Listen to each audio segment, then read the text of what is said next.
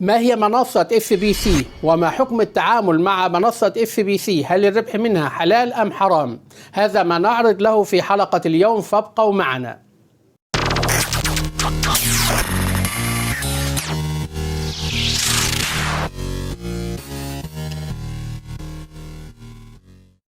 بسم الله الرحمن الرحيم، الحمد لله رب العالمين، والصلاة والسلام على المبعوث رحمة للعالمين. نعرض اليوم للحكم الشرعي للربح من منصة FBC. اعتدنا قبل أن نعرض لحكم الربح من منصة أو شركة أن نعرف بها، وذلك لأمرين: الأول لبيان صورة المعاملة ومن ثم إعطاء حكم عنها، لأنه من القواعد الفقهية المتفق عليها أن الحكم على الشيء فرع عن تصوره. الثاني أن هذه المنصات تأتي متنكرة في أشكال مختلفة، فقد تأتي على شكل منصة إسلامية في الاسم وتقوم بالإعلان عن نفسها بشكل شرعي ديني، وتدخل على الراغبين في الاشتراك بها مدخلا دينيا بأن تنفق جزءا من مدخولها في أعمال الخير، فينبهر الناس ويدافعون عنها حتى إذا أحكمت حلقاتها واستردت ما أنفقته وزادت عنه بالأرباح المضاعفة انسحبت وتركت المشتركين يعضون الأنامل من الندامة. والإسلام في أحكام معاملاته لم ينظر إلى شكل وهيئة صاحب المعاملة ولا إلى المكان الذي تعقد فيه المعاملة، وإنما ينظر إلى صورة المعاملة.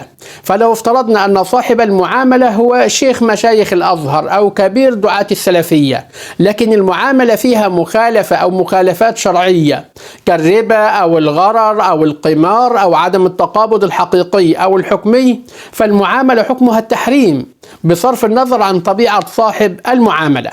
على ذلك فمنصة الربح FBC كما يروج لها منشئوها أنها شركة دعاية تابعة لشركة فيوتشر براند البريطانية، وأن صورة العمل مع المنصة أنها تعطي للموظفين بها مهمات عبارة عن برامج يقوم بالدعاية لها من خلال الضغط على كلمة تثبيت، فيتحرك أمامك التقدم في التثبيت لكن دون التثبيت الحقيقي على الهاتف. يقولون إن في ذلك دعاية للبرامج والإعلانات لجذب المزيد من المستخدمين. تقوم الشركة بتوزيع نسبة الأرباح على الدعاية للبرامج بنسبة 70% للموظف و30% للمنصة. المهام المرسلة تكون على مستويات. الأصل في المنصة أنها تحتوي على 10 مستويات، لكن في مصر اكتفت ب3 مستويات بالإضافة إلى مستوى المتدرب المجاني، هذا بناء على شرح وكلام المروجين لها. يأتي المستوى المجاني ويسمى مستوى المتدرب، وهذا المستوى لا يدفع فيه المشترك مقابل مالي، إنما يحصل بمجرد الاشتراك على 5 مهام يومية، قيمة المهمة الواحدة 6 جنيهات، يبقى الربح اليومي من خلالها 30 جنيها. طبعا البعض هيفرح ويقول خلاص هشترك في المستوى المجاني 30 جنيه يوميا، ممتاز، يعني أحصل في الشهر 900 جنيه. لكن طبعا المنصة لم تترك الأمر هكذا، وإنما اشترطت إيقاف الحساب المجاني بعد مرور 4 أيام، بعدها إما أن تنسحب أو تسجل في المستوى الأول اللي هو G1 أو جوب 1. للاشتراك فيه تدفع مبلغ 900 جنيه، بناء عليه تنزل أو المنصة ترسل لك 5 مهام يومية، قيمة المهمة 6 جنيهات، أيام العمل 6 أيام في الأسبوع من الاثنين إلى السبت. طبعا الأحد يعتبرونه أجازة رسمية. مدة الاشتراك 1 سنة كاملة، تستطيع العمل في أي وقت من خلال اليوم. إذا أردت أن تزيد أرباحك تشترك في المستوى الأعلى وهو G2، فتدفع مبلغ 3600 جنيه، ترسل لك المنصة حينها 10 مهام، قيمة المهمة الواحدة 12 جنيه. العمل بنفس آلية العمل ومواعيد العمل في المستوى G1. إذا أردت المزيد من الأرباح تصعد إلى المستوى الأعلى بأن تدفع 11200 جنيه، حينها ترسل لك المنصة 25 مهمة، قيمة المهمة الواحدة 14 جنيه، وهو المستوى الأخير في مصر كما يقول القائمون والمروجون للمنصة. المنصة إذن سياستها قائمة على أنه كلما ارتفع مبلغ التأمين زادت المهام والمقابل المالي. والطريقة الثانية لزيادة الأرباح أو للربح هي من خلال دعوة الأصدقاء. ويتم ذلك عن طريق رابط الإحالة، وذلك من خلال لينك أو رابط تنسخه ثم ترسله لمن تريد دعوته للاشتراك في المنصة. إذا اشترك مباشرة من الرابط الذي أرسلته فيسمى في هذه الحالة أنه محال إليه أو صديق من الدرجة الأولى، تحصل على أرباح من العمولة اليومية له 5%. فإذا كان من المستوى الثاني بأن كان بينك وبين المشترك مشترك آخر، يعني أرسلت رابط الإحالة إلى شخص وهذا الشخص اشترك ثم أرسل رابط الإحالة إلى شخص آخر، فهنا تحصل على عمولة 2%. فإذا كان بينك وبينه شخصان فهو في المستوى الثالث تحصل على عمولة 1% من الأرباح اليومية. فإن اشترك من خلال رابط الإحالة الخاص بك 15 مشترك تحصل على راتب شهري 2800 جنيه. إن وصل المشتركون من خلالك إلى 100 مشترك تحصل على راتب شهري 18,000 جنيه. غير أن المنصة تنبه على أن الموظف غير مجبر بإدخال أي أحد معه لاستكمال العمل، وبارك الله له فيما رزقه من عمله ومن نقوده. بعد أن عرفنا بالشركة وآلية الربح منها ننتقل إلى الحكم الشرعي للعمل بمنصة FBC. أنا أعرف أنه من الصعب بل من أصعب الأمور لا سيما على المشتركين في هذه المنصة أو غيرها من المنصات التي تعمل بنفس النظام، وعلى المروجين قبول الحق، لا سيما أن البعض يعتبرها مصدر رزق. وكم من مرة تعرضت القناة لهجوم وتعليقات مسيئة، وأنا أتفهم ذلك. دائما الحق مر والناصرون له قلة، لكن نقول والله المستعان العمل في هذه المنصة والربح منها بهذه الطريقة لا يجوز شرعا، لما تشتمل عليه من مخالفات ومحاذير شرعية، أهمها وهي المخالفة الأولى أنه يشترط على من يريد الربح من المنصة الاشتراك في واحدة من مستوياتها الثلاثة، وكلما زادت قيمة الاشتراك زادت الأرباح العائدة على المشترك. في سبيل ذلك تغريه المنصة بالدخول إلى المستوى التجريبي المجاني الذي ينتهي الربح منه بعد 4 أيام. حتى يستمر الربح لابد له من الاشتراك في المستويات المدفوعة بمال. هذا الاشتراك بمال يتضمن 3 مخالفات شرعية. المخالفة الأولى الغرر، حيث إن المشترك يدفع مالا وقد يسترد هذا المال ويربح معه مال أكثر، وقد يخسر ماله بأكمله، وقد يكسب البعض ويخسر البعض. فمن الممكن أن تتوقف المنصة في أي لحظة، ولا يدعي أحد أن المنصة مضمونة الاستمرارية، فليس شيء في الدنيا مضمون، ولا أنت منشئ المنصة ولا منشئها أحد أقاربك حتى تضمنها أو تضمن استرداد أموال المشتركين. بل أكاد أجزم أن من تمتع بخبرة التعامل مع مثل هذه المنصات إن كان لديه بقية من ضمير أنه يقول للمشتركين من خلاله لو تواصلوا معه ويمكن أن تخسروا أموالكم. فهذا عمل من خلال الإنترنت، الربح والخسارة فيه غير مضمون، فيمكن أن تكسب ويمكن أن تخسر أموالك بأكملها، وهذا ما يسمى في الشرع بالغرر. وقد نهى النبي صلى الله عليه وسلم عن الغرر. ولا يقول قائل إن التجارة فيها ربح وخسارة، لأنه شتان ما بين هذا وذاك في التجارة.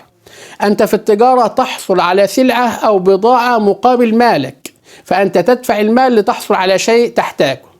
المخالفة الثانية المترتب على الاشتراك بمال الوقوع في الربا، حيث يدفع المشترك في التطبيق مبلغا قليلا من المال ممنيا نفسه بالحصول على مبلغ أكبر منه، فأنت تدفع 900 جنيه لتحصل على 10,800 في نهاية السنة، وتدفع 3,600 جنيه لتحصل على 43,200، وتدفع 11,200 لتحصل على 126,000.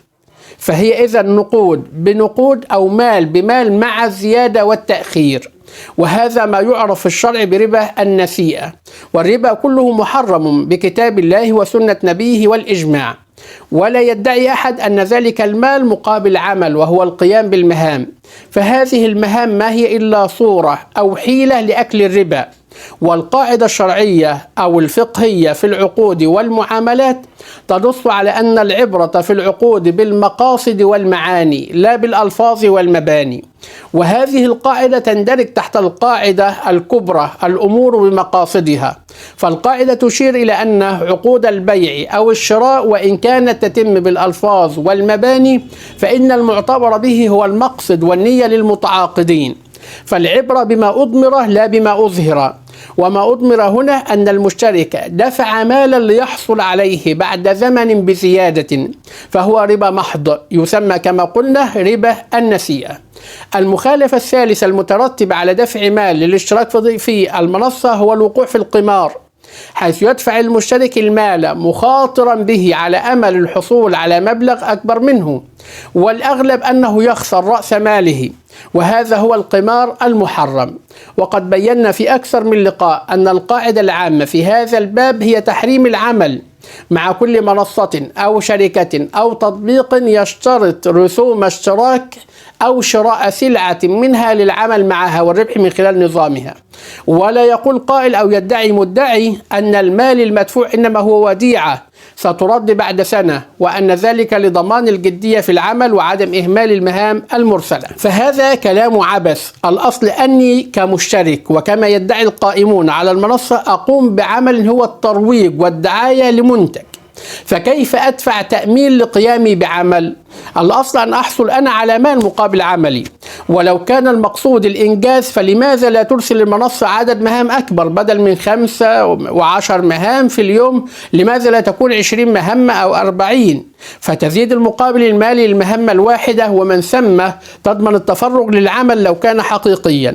لكن كل ما هنالك أن المنصة تريد أن تطيل الفترة الزمنية حتى تستطيع الخروج بأكبر قدر ممكن من أموال المشتركين، وعلى ذلك فإن أخذ أموال من العميل مقدما لقاء وعد بأرباح مؤجلة دائر بين أمرين: الربا والقمار، أو الجمع بين الربا والقمار، فيصبح الربح من منصة FBC دائرا بين الربا والقمار أو الجمع بينهما. فإن كان الربح محققا تصبح الأرباح ربا، وإن كان الربح محتملا أن يتحصل عليه المشترك أو لا يصبح قمارا. الطريقة الثانية من طرق الربح من خلال المنصة قلنا إنها الربح عن طريق دعوة الأصدقاء من خلال إرسالك لرابط الإحالة، حيث تحصل على مكافأة من اشتراك كل من سجل من خلال رابط الإحالة الخاص بك في كل مستوى من المستويات التي تحتك. وما تقوم به المنصة إنما هو من باب التسويق الهرمي، أو ما يسمونه أحيانا بالتسويق الشبكي، حيث تتبع غالب المنصات الوهمية التي تريد النصب على العملاء، وذلك لضمان زيادة أعداد المشتركين بها في وقت قصير. تتبع هذا النظام ما يعرف بمخططات بونزي أو نظام بونزي أو نظام الهرمي، فتستخدم أموال المشتركين أو المستثمرين الجدد لدفع عوائد للمستثمرين السابقين، مما يعطي الانطباع بأن الشركة أو المنصة تقدم أرباحا حقيقية ومستدامة في البداية. قد يتمكن البعض من الأشخاص أو بعض الأشخاص من سحب الأموال مرة أو مرتين، وذلك بغرض بناء الثقة وتحفيز المزيد من المشتركين. هؤلاء الأشخاص يعتقدون بأن لديهم تجربة إيجابية مع هذه المنصة، فيدافعون عنها ويروجون لها، وعندما يرون الأرباح السريعة يشجعون الآخرين من أقاربهم أو أصدقائهم على الاشتراك، ويذكرون لهم تجاربهم الإيجابية وكيف استطاعوا أن يحصلوا على أموالهم وأكثر منها في وقت قصير وبدون تعب. لكن في الواقع هذه الأرباح التي حصلوا عليها هي أرباح وهمية، لأنها تأتي من أموال المشتركين الجدد وليس من أي نشاط اقتصادي حقيقي. وبمجرد أن يتوقف تدفق الأموال الجديدة أو عندما تقرر إدارة المنصة الاختفاء يحدث ما يعرف بالصدمة أو النصب الكبير، فيتم حينها إغلاق المنصة وتختفي أموال المشتركين، تاركين أكثر المشتركين دون استرداد أصل أموالهم، باستثناء قلة قليلة هم أوائل من اشتركوا، فهؤلاء ربحوا أموالهم وجزء من أموال من أغروهم بالاشتراك من خلالهم، وتبقى البقية الأكبر من الطبقات هي الخاسرة. وقد صرح كثير كثير من العلماء والباحثين بحرمة هذا النوع من التسويق، من ذلك دار الإفتاء المصرية ودائرة الإفتاء الأردنية ووزارة الأوقاف الكويتية ودار الإفتاء والتدريس بسوريا ودار الإفتاء الفلسطينية واللجنة الدائمة للبحوث العلمية والإفتاء بالسعودية ووزارة الأوقاف والشؤون الدينية بقطر ومجمع الفقه الإسلامي بالسودان، ومن العلماء الدكتور سامي السويلم والدكتور يوسف الشبيلي والدكتور أحمد الحج الكردي والدكتور حسين شحاتة. ولذلك نوصي بالحذر من الاشتراك في منصة FBC التي بينا طريقة عملها والربح منها وغيرها من المنصات والتطبيقات التي تغري الناس بالربح السريع، فلا يجوز الاشتراك بها ولا الدلالة عليه لما تنطوي عليه من مخالفات شرعية. هذا والله سبحانه وتعالى أعلى وأعلم. على خير نترككم في حفظ الله وأمنه، والسلام عليكم ورحمة الله وبركاته.